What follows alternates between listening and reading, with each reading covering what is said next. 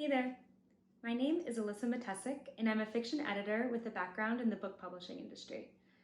I primarily work on novels, everything from fast-paced thrillers to character-driven literary fiction. I'm a structural or developmental editor, meaning I'm often the first person to lay eyes on a novel after the writer has completed their first full draft. I love this stage of the novel writing process. Everything is finally down on the page, ready to be shaped and refined. If you're watching this and you've recently completed a novel yourself, I have to give you major props and a huge shout out. I truly believe that it's one of the most difficult accomplishments out there, and you should be incredibly proud. As I mentioned, I often work with writers who are at this exact stage. They've completed their first draft and are now asking themselves, what do I do with this? Often that question also comes with a bunch of worries and anxieties, which I totally understand. I've worked with writers who have finished their first draft and then stay up late at night as endless doubts and questions run through their minds. If that sounds like you, then you've come to the right place. In this video, I'm going to talk through the top 5 things you should stop worrying about now that you've finished your novel. I'll explain why you don't need to worry about these elements at this stage and where to shift your energy and focus so that you can come back to your first draft with fresh eyes and a productive outlook. All right, let's get started. Number 1 is the title. Okay, I intentionally want to start with a controversial one. The title is one of the most important elements of your novel, so you might be asking, how is it at all possible that you're saying it doesn't matter? Let me clarify. The title of your novel absolutely does matter. However, it doesn't really matter right now. I'll say that again. It doesn't really matter right now. When I worked at one of the big 5 publishing houses, it was something that I saw all the time. Even when a novel was near completion and being prepped for publication, we would still be toying with and workshopping the title. That's because ultimately the title's primary purpose is to be displayed on the packaging of your novel.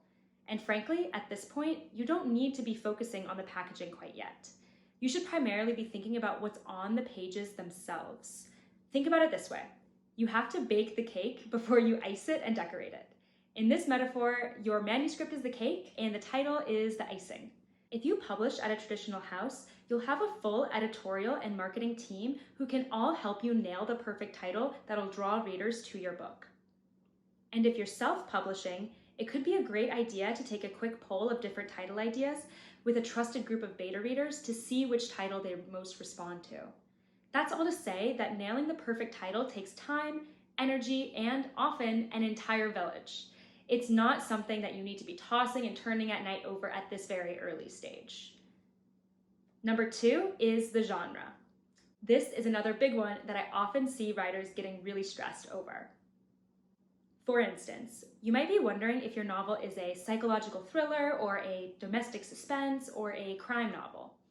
Sometimes the genre is obvious from the inception of your novel, and that's great.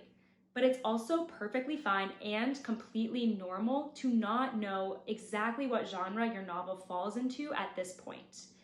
There are 3 big reasons why I always tell my clients who just finished their novel not to worry too much about classifying it into a genre category right now. The first is that, similar to the title, the genre is an external element of your novel that largely plays into how you market it, but it shouldn't necessarily affect how you write the story. The second reason is that when you deliberately try to prescribe a genre, you could run into a situation where you inadvertently lean on tropes that you've noticed in other books that also fall into that genre. I held a webinar where I discussed the top 5 suspense novel stereotypes, so check that out if you're working on a suspense novel and want to avoid the most common pitfalls of the genre. But no matter what genre your book ends up being, you want to be contributing a fresh and unique story that doesn't rely on stereotypes. And the third reason that you don't need to be worrying about genre right now is that literary agents and editors at publishing houses often like when a book doesn't squarely fit into one genre or another. They are attracted to books that are unique and don't necessarily fit the mold. After all, new genres like vampire romance wouldn't have been created and made popular without that first writer fearlessly diving into it.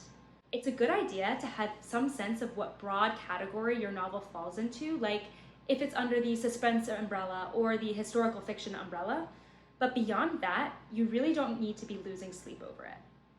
I will end this point with the caveat that you likely will be asked to identify the genre of your novel at some point, whether it's in a query letter that you're writing to an agent, or you need to select a genre category to self-publish on Amazon. Number 3 is the characters' names. Your characters' names might be meaningful to you, and you may have spent considerable time thinking of them, but the truth is that your reader doesn't really care one way or another if your protagonist is named Alex or Adam. They will accept whichever names you land on and likely won't even think twice about them. My only rule of thumb regarding names is that it's best to vary them as much as possible. Try not to have multiple character names that are 2 syllables and begin with the letter K, for example. This becomes especially important if you have a novel with a very large cast of characters. It's just easier on the brain to keep track of different characters if they all sound different and start with different letters. Be sure that you give your characters names that you like, but ultimately just don't overthink it too much. Number 4 is the formatting. When you were writing your novel, you likely naturally adopted certain formatting techniques, whether you were numbering each chapter or you just used line breaks when you were changing between sections. I've worked with writers who get really hung up on these formatting elements, and I totally get it. I myself am a perfectionist, and I love to make sure each and every detail is just spot on. But the fact of the matter is that there are so many different ways to format your novel, and they're all equally valid. Some prefer to number their chapters. Others will simply put the name of the point of view character at the chapter beginning. Others will have no chapter headings at all. It's all about what works best for your narrative. And frankly, whatever you defaulted to during the writing process is likely going to be what you stick with, as it's probably the formatting style that flows most naturally for your book. This is also an area where if you end up pursuing a traditional publishing path, the production team will step in to help you format the pages so they look clean and appealing when they're printed. So right now, don't think too hard about whether you use a tilde or 3 dashes for your line breaks, or whether you use Arabic or Roman numerals. Number 5 is how readers will react. I want to end on a slightly different tip. This one doesn't relate to how you've composed your novel, but speaks to your mindset at this important juncture in the novel writing process.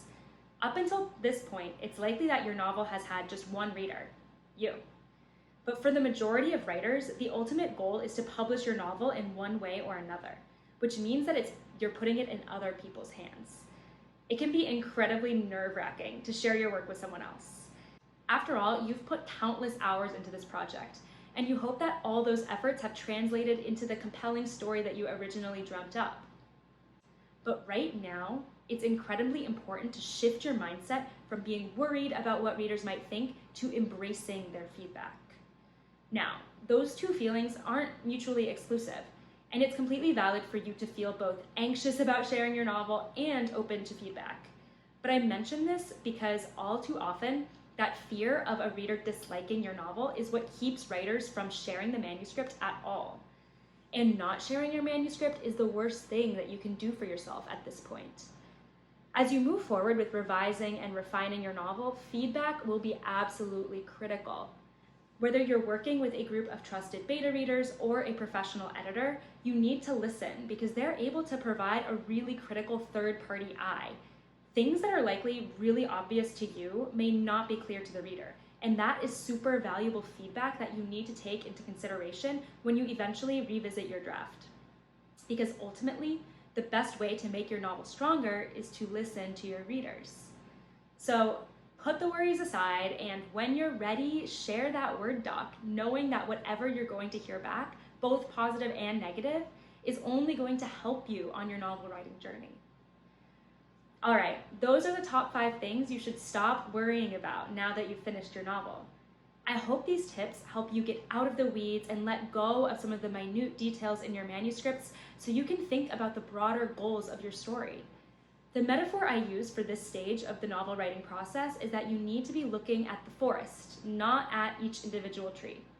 Take a step back and really think hard about the big picture aspects of your novel, like building suspense, deepening your character relationships, and ensuring that every plot point fits together seamlessly. Don't let yourself get preoccupied in the small details, because oftentimes after those bigger items are addressed, everything else will just fall into place naturally. What elements of your novel are you worrying about right now? Let me know in the comments and I'll do my best to help you overcome that roadblock. And for more writing tips and advice on getting published, check out my other videos and subscribe to my channel. Best of luck with your novel, and thanks so much for watching.